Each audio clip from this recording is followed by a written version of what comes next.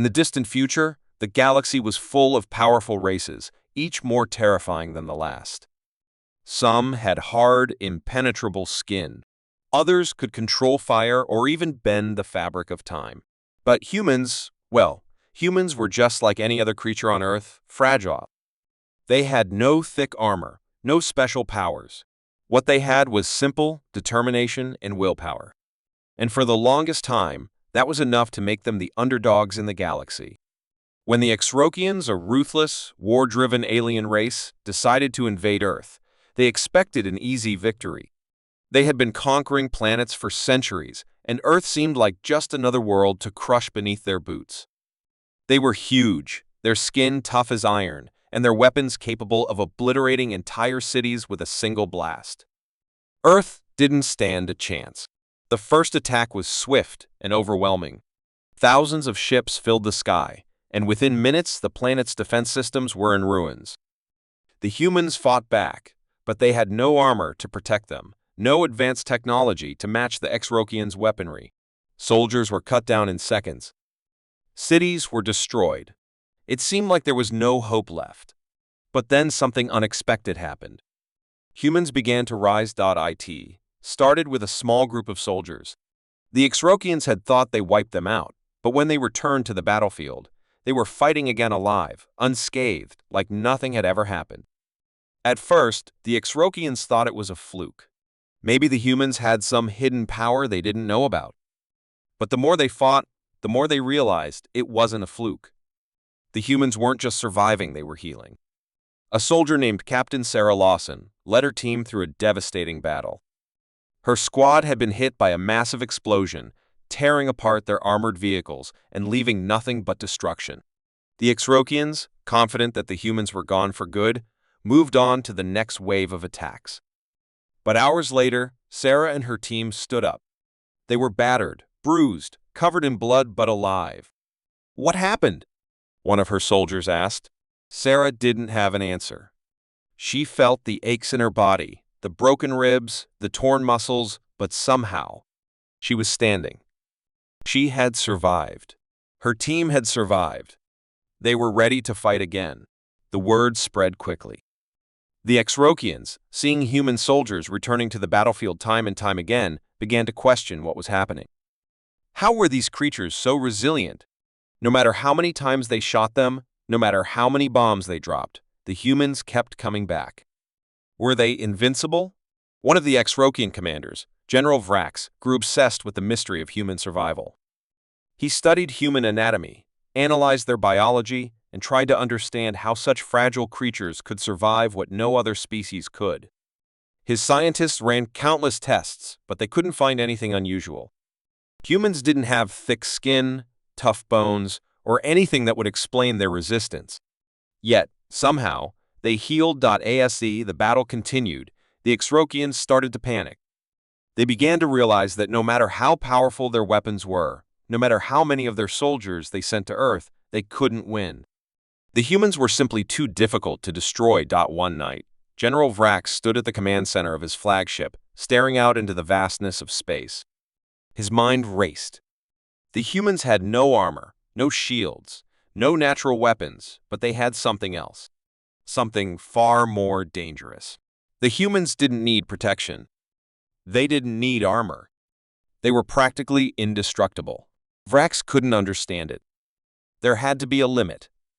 There had to be a way to break them. But every time the Exrokians thought they had won, every time they thought they had wiped the last human off the face of the planet, the humans just kept coming back. It was as if they were born for this very moment, born to survive against all odds. He sent out more forces, hoping to find a weakness. But with every attack, the humans just grew stronger. Every time they were knocked down, they bounced back. No matter how much damage they took, they couldn't be kept down for long. And that's when the true horror of the humans' advantage became clear. The Exrokians were a powerful species. They had conquered hundreds of worlds, defeated thousands of enemies. But they had never faced anything like this. They had never faced an enemy that couldn't be destroyed, an enemy that refused to give up no matter what. The humans didn't need armor. They didn't need special abilities. They just kept fighting. and with every battle, they became more and more dangerous. General Vrax realized that the key to defeating the humans was not to destroy them, it was to outlast them. But even that was easier said than done. The humans didn't stop. They didn't know how to give up. And the more the Exrokians fought, the more they came to understand this war was far from over. The suspense lingered as the Exrokians realized they were facing an enemy that could never be crushed. The humans had a secret, one that no one had expected. And as the battle raged on, the humans proved one thing to the universe: they were not just survivors. They were unstoppable. The galaxy had seen many species rise and fall, each with its own unique powers and strengths. But among them, humans were considered weak. They were a species without armor, no advanced technologies to protect them, and no special abilities. They were just fragile. The Creathians, a fierce and powerful alien race, thought Earth would be an easy target. Their skin was nearly invulnerable, their weapons capable of vaporizing entire cities, and their armies outnumbered anything humanity had ever seen. They had conquered world after world, leaving nothing but destruction in their wake. When the Creathians first attacked Earth, humans fought back, but their weapons were no match for the alien invaders. Cities were leveled, millions of humans perished, and hope seemed lost. The Creathians were unstoppable, and humans were nothing but ants beneath their feet. But something strange started to happen. Even as the battle raged on, humans didn't give up. They kept fighting, even when it seemed impossible. The Creathians thought they had destroyed humanity once and for all. But then, days later, the survivors came back. Not just a few, but thousands heavily wounded, but still standing, ready to fight again. One human soldier, Private Jake Carter, had been caught in an explosion. His entire unit was wiped out, and he was left to die, bleeding and broken on the battlefield. The Creathians had no reason to think otherwise. But when they returned to the area, Jake was gone. Hours later, he was spotted leading a group of humans, his wounds healed, his eyes full of fire. How is this possible? The Creathians muttered. They had seen human bodies crushed, burned, and shattered beyond recognition. Yet they kept coming back. Something about these creatures didn't make sense. Were they some kind of illusion? No, they were real too real. The Creathian general, Exilor, was furious. His forces had never encountered anything like this.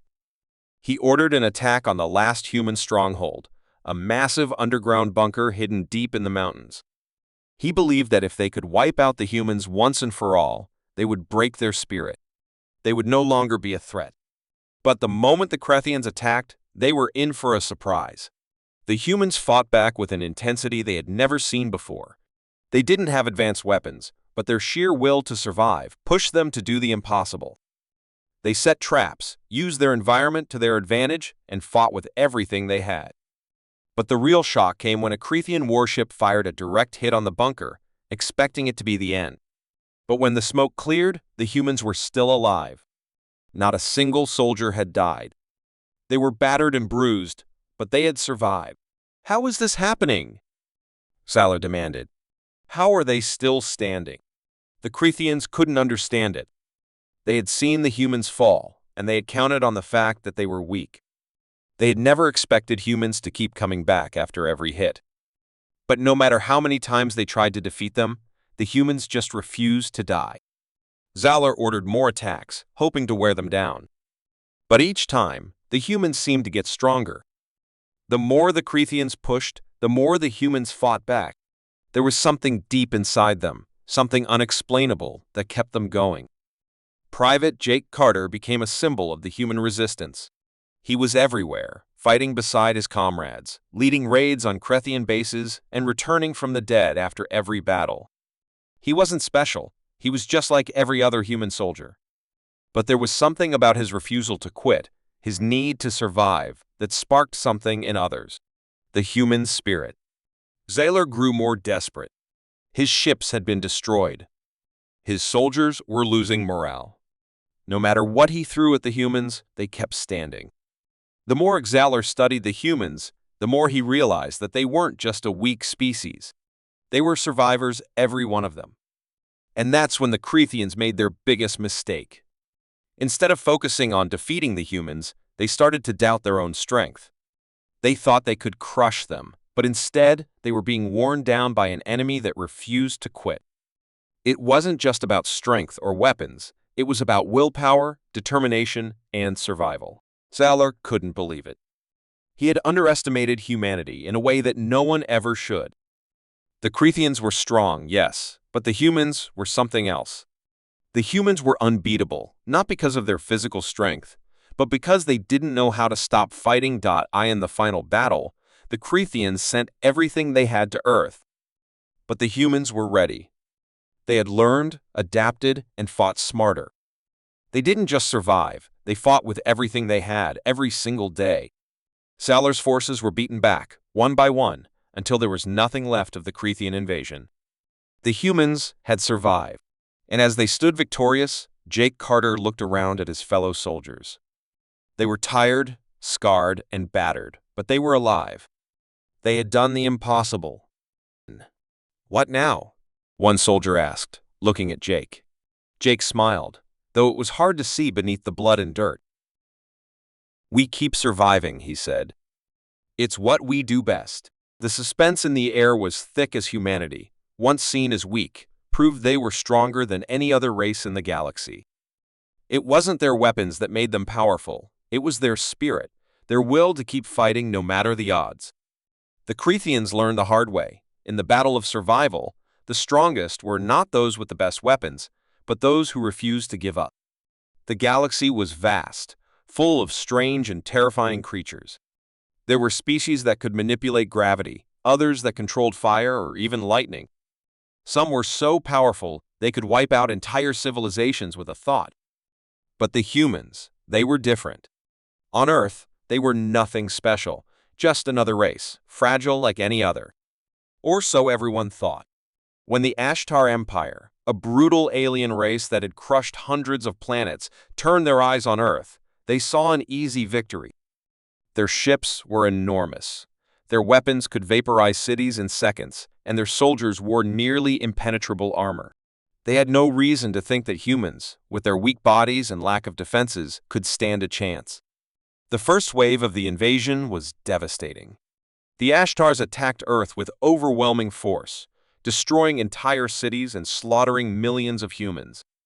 The humans fought back, but their weapons couldn't match the power of the Ashtar technology. In the eyes of the aliens, it was over before it had even begun. But then something unexpected happened. A few hours after the initial attack, the Ashtar forces returned to the ruins of a major city, expecting to find only corpses and broken buildings. But to their shock, they found humans. Alive. And fighting back. The Ashtar soldiers were stunned. How could they still be alive? The city had been hit with enough firepower to wipe out everything. There should have been nothing left but ash. But the humans were there, standing tall, ready to fight. One of the Ashtar commanders, General Threx, watched in disbelief as human soldiers, covered in wounds, stood firm against his forces. There was no way they could have survived the blast. He ordered his troops to attack again, believing it was a fluke. But no matter how many times they struck, no matter how many humans they killed, they kept coming back. "We've seen this before," General Threx muttered to himself. "A species doesn't survive this." But the humans didn't just survive, they adapted. Every time they were knocked down, they got up again, stronger and more determined. General Threx was puzzled. He ordered his scientists to study the human body, trying to figure out why they weren't like any other species they had encountered. Weeks went by as the Ashtar scientists ran tests. They examined human DNA cells and even studied human combat strategies. But they couldn't find anything extraordinary. Nothing in their biology should have made them so resilient. Their skin wasn't tough, their bones weren't strong, and their bodies weren't made of anything special. They were just normal. But the more the Ashtar scientists dug, the more they began to realize something strange. There was a pattern in human behavior. Humans didn't just fight to survive. They fought because they refused to accept defeat. It wasn't their bodies that made them strong. It was their will. As the war continued, the Ashtars began to understand the terrifying truth. Humans didn't have armor, special abilities, or advanced technology. What they had was something much more dangerous. They had an unbreakable will to survive. General Threx, once so confident in his victory, began to feel the weight of uncertainty. His forces were losing ground. The humans, no matter how many times they were injured or killed, kept coming back. They were indestructible, not because of any physical trait, but because of something deeper, something inside them that made them keep fighting. The Ashtar Empire had conquered countless worlds, and each time they left behind nothing but destruction. But on Earth, they were facing an enemy that didn't just survive, they thrived. And as General Threx watched his forces slowly lose to the humans, he realized that this wasn't a war they could win. One day, a group of human soldiers, led by a commander named Alex Donovan, infiltrated the Ashtar Command Center. They had no advanced weapons, no special training, just a single goal: to show the Ashtars the truth about humanity. As they fought their way through the heavily guarded base, the Ashtar forces struggled to keep up. They were confused, unsure of how the humans were so strong, so determined. When they finally reached the heart of the base, Commander Donovan stood before General Threx, ready to face him.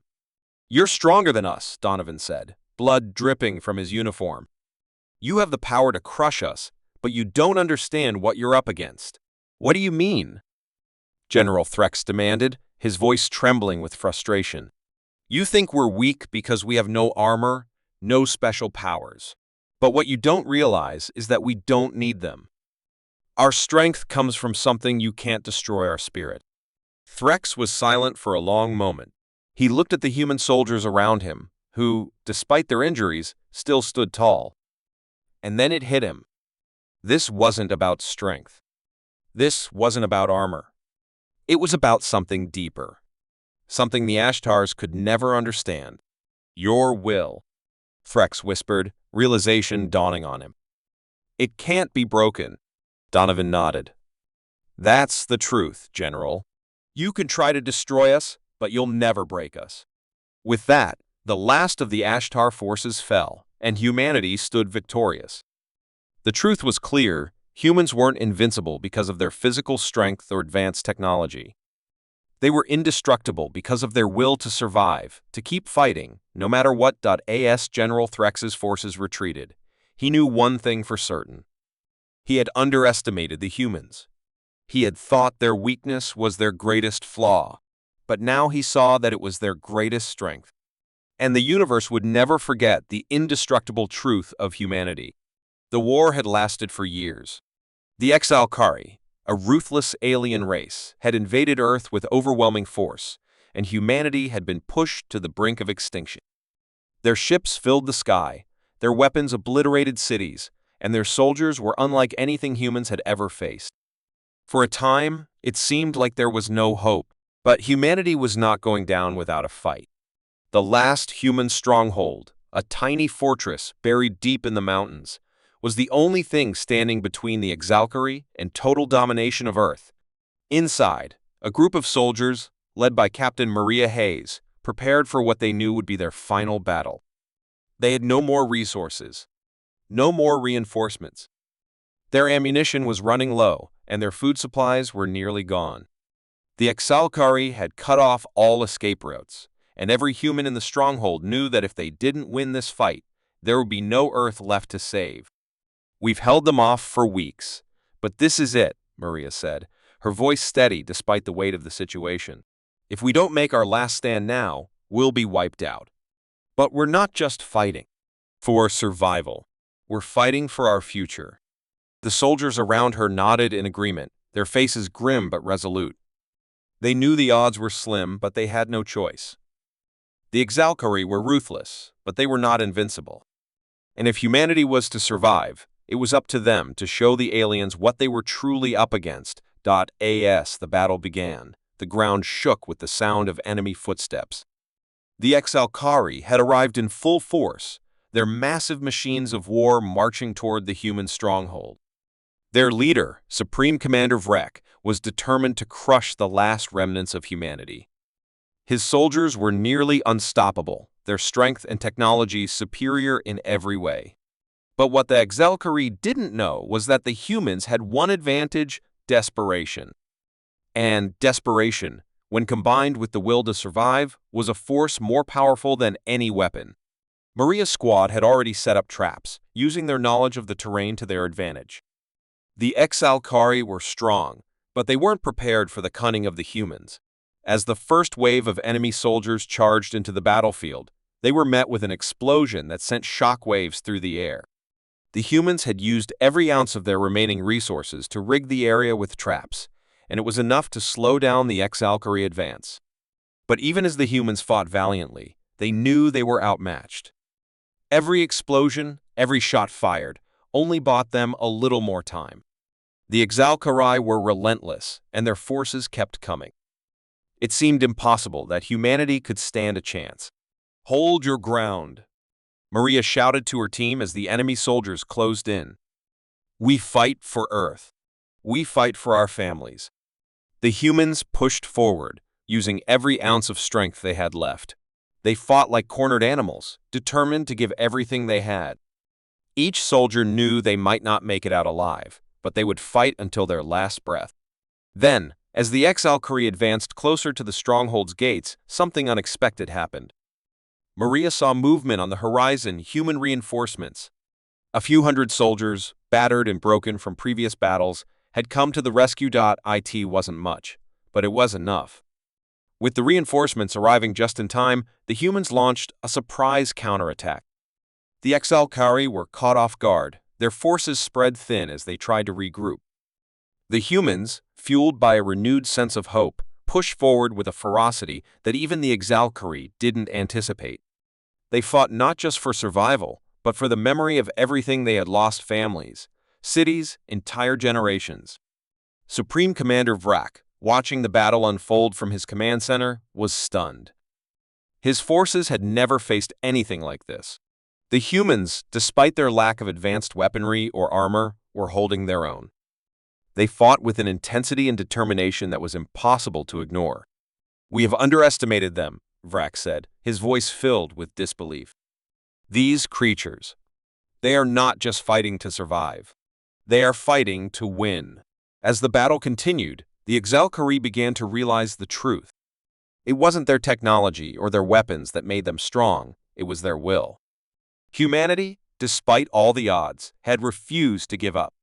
They had fought through the worst of it, and now they were pushing back with everything they had. With each passing hour, the Exalcari forces began to falter. Their soldiers were losing morale, and their weapons were no match for the relentless attacks of the humans. The Exalcari had underestimated the strength of the human spirit, and now they were paying the price. As the final assault approached, Maria looked out at her soldiers, bloodied, exhausted, but unbroken. The stronghold was almost lost, but humanity was not. She gave one final command: "Push forward! For Earth! For our future!" With that, the humans launched their final, decisive attack. They charged at the Exalcari, each one of them knowing that it could be their last. But they fought with everything they had, and in the end, the Exalcari were forced to retreat. The humans had won. It wasn't a victory of weapons or strength, but of will. The last stand had been their finest hour, and they had proven to the galaxy that no matter how strong their enemies were, no matter how impossible the odds seemed, humanity would always fight until the very end. Maria looked at the battlefield, the silent aftermath of their victory. The price had been high, but Earth was saved for now. And as she looked out at her fellow soldiers, she knew one thing: the Exalcari would never forget the lesson they had learned that day. Humanity was not to be underestimated. Not now. Not ever. The invasion was swift. The Zorathians, a fierce alien race from the outer reaches of the galaxy, descended on Earth with terrifying speed. Their ships were like floating fortresses, and their soldiers were nearly invincible, equipped with weapons capable of tearing apart entire cities. For most of humanity, it seemed like the end. The world's greatest militaries had fought back, but their weapons were useless against the Zorathians' advanced technology. Cities fell in flames, and with each passing day, the alien forces tightened their grip. But there was one thing the Zorathians didn't account for: humanity's resilience. Major Alex Turner, a leader among the human resistance, stood among the ruins of a city that had once been home to millions. Now, it was a shell of its former self, the skyline reduced to rubble. His comrades had been fighting for weeks, but the Zorathians didn't seem to tire. They just kept coming. "We can't keep this up forever," one of Alex's soldiers said, his voice filled with exhaustion. "We don't need to last forever," Alex replied, his eyes scanning the horizon. "We just need to last long enough." But as the days dragged on, even Alex began to doubt. The Zorathians were relentless, their forces overwhelming. Each battle seemed like a losing fight. The human resistance had no reinforcements, no advanced technology, just the will to survive. And that, Alex realized, was both their strength and their curse. As the Zorathian forces prepared for another assault, Alex and his team made their final stand. They had no illusions about the outcome. They had fought for as long as they could, but the war was winding down. There was no way to defeat the Zorathians in a direct battle. But there was one thing they could do. They could buy time. Time for humanity to regroup. Time for the impossible to happen. "We'll hold them off," Alex said, rallying his troops. "We won't let them take this last bastion without a fight." The Zorathians attacked with even more fury than before. Their war machines roared to life, cutting through the human defenses with ease. But despite the odds, the humans fought back with everything they had. Their weapons may not have been as powerful, their bodies may not have been as strong, but their spirit was unbreakable. The battle raged on for hours, and as the sun dipped below the horizon, the humans were slowly being pushed back. Alex could see it, the final push was coming. The Zorathians would break through their last line of defense, and humanity would lose everything. But Alex wouldn't let that happen without a fight. He ordered a daring counterattack, charging straight into the heart of the Zorathian forces. The human soldiers followed without hesitation, each of them knowing it might be their last charge. But they had no choice. It was either fight or surrender. And for them, surrender was never an option. The Zorathians were caught off guard. The humans, despite being outnumbered and outgunned, had managed to break through their defenses. It was a small victory, but a victory nonetheless. For a moment, the Zorathians hesitated, unsure of how to respond. Alex pushed forward, leading the charge into the Zorathian command center. He knew that if they could take down their leader, the rest of the Zorathian forces would fall apart. But as they